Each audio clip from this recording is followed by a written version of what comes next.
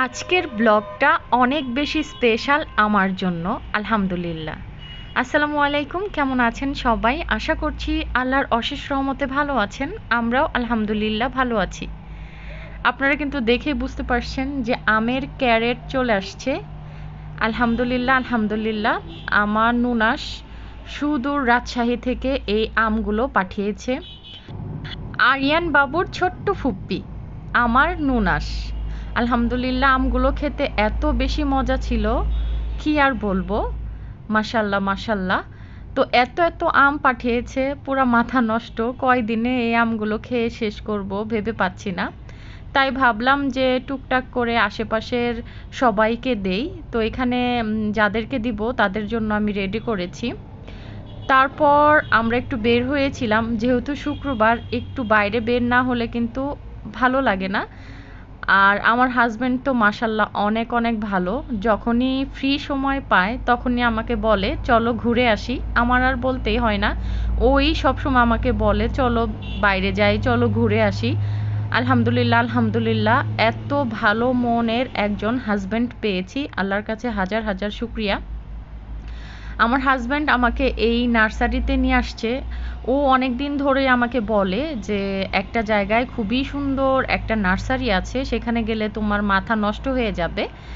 তো একদমই ঠিকই কথা বলেছে। এখানে এসে আমি কোনটা রেখে কোনটা নিব, আমি একদম পাগলের মতো হয়ে গিয়েছিলাম। তো এখান থেকে আমি এই যে কয়েকটা গাছ নিয়ে নিয়েছি, আমার কাছে অনেক বেশি ভালো লেগেছে। আমার বাসায় যদি অনেক বেশি স্পেস থাকতো তাহলে মনে হয় আমি এক ভ্যান ফুলের গাছ নিয়ে নিতাম। আমার হাজব্যান্ড আমাকে কোনো কাজেই বাধা দেয় না। ও আমি যেটা পছন্দ করি সেটাই ও চেষ্টা করে আমাকে দেওয়ার জন্য। তো আমি যদি বলি আমি এই জিনিসটা নিতে চাই, ও সবসময় বলবে নাও, তোমার যদি ভালো লাগে। এই বিষয়টা আমার অনেক বেশি ভালো লাগে। আমার বিয়ে হয়েছে প্রায় অনেক বছর হয়ে গেল, এখন পর্যন্ত বলতে পারবো না যে আমার হাজব্যান্ডের সাথে আমার কখনো ঝগড়া বা এরকম কিছু একটা হয়েছে। তো যাই হোক, নজর না লাগুক। সবাই আমাদের জন্য, আমার পরিবারের জন্য দোয়া করবেন, যাতে করে যতদিন বেঁচে থাকি সুন্দরভাবে জীবনযাপন করতে পারি।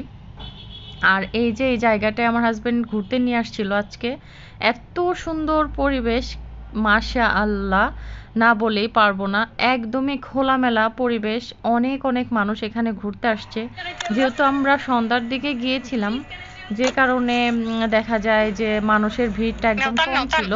কিন্তু কিছুক্ষণ আগে আমরা যখন মানে এই স্পেসটায় ঢুকলাম তখন দেখলাম যে প্রচুর মানুষ বাহিরে বের হচ্ছে। তারপর আমাদের 10তলা মার্কেটে কিছু কাজ ছিল, সেই কাজগুলো কমপ্লিট করলাম।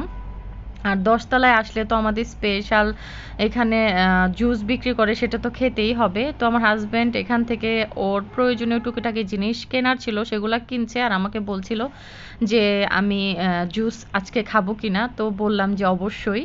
তো তারপর আমাদের কেনাকাটা আমরা সব কিছু শেষ করে চলে গেলাম স্পেশাল জুস খেতে।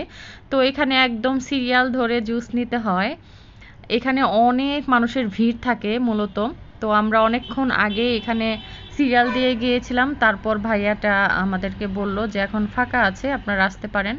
আর এই ভাইয়াটা আমাদের অনেক পরিচিত, যে কারণে ওনাদের নাম্বারটা আমার হাজব্যান্ডের কাছে আছে।